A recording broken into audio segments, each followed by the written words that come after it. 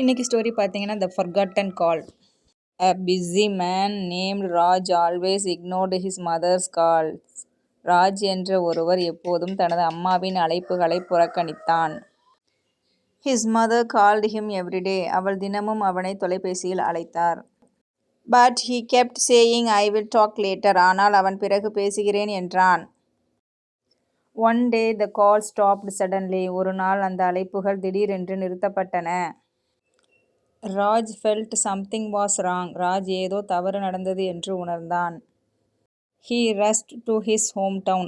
அவன் உடனே தனது சொந்த ஊருக்கு சென்றான். He saw his mother lying silent.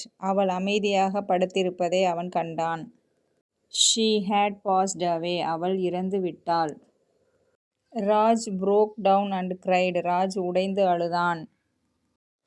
He checked his phone full of missed calls. அவன் தனது தொலைபேசியில் நிறைய தவறிய அழைப்புகளை பார்த்தான்.